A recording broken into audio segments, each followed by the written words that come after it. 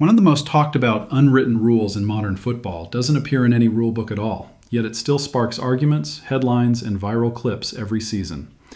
It is the idea that players should avoid stepping on a club's crest when walking through stadium tunnels or onto the pitch.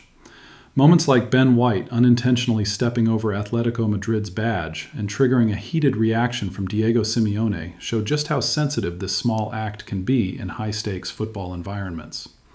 Even before that incident, the idea had already been reinforced by some of the biggest names in the game.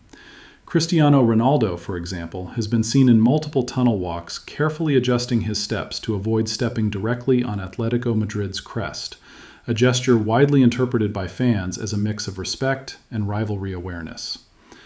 Whether deliberate or instinctive, moments like these are quickly amplified because they add emotional weight to already intense fixtures. At first glance, it might seem strange that something as simple as where a player places their foot could cause controversy. But the reason lies in how clubs use these crests in the first place. Many stadiums intentionally place their badge on tunnel floors, entrances, or walkways as a powerful symbol of identity. It is designed to remind visiting teams that they are entering the home of a club, reinforcing atmosphere, pride, and even psychological pressure before kickoff. It also fits into modern stadium branding, where every detail of the matchday experience is carefully crafted for both players and global TV audiences.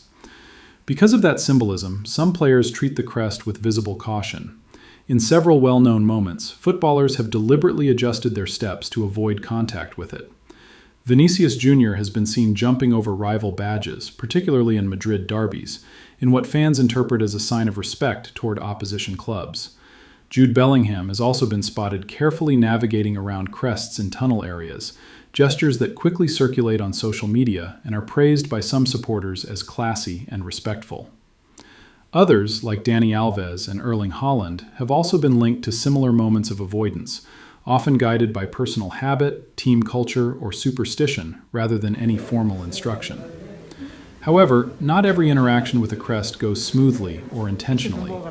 Some of the most controversial incidents happen by accident, or at least are claimed to be.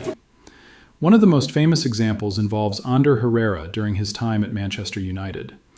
Cameras appeared to show him spitting in the direction of Manchester City's crest in the tunnel before a derby match, sparking immediate backlash.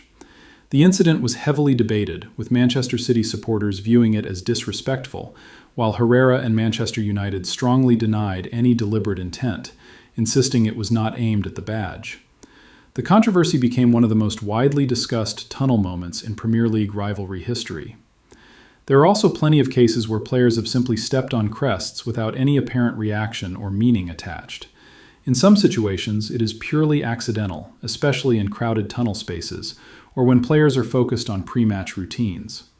Still, even these unintentional moments can be picked up by cameras and amplified by fans who attach symbolic meaning to them. In the end, the whole idea sits in a gray area between tradition, psychology, and perception. Clubs place crests on the floor to assert identity and create atmosphere. Players sometimes avoid them out of respect, habit, or superstition.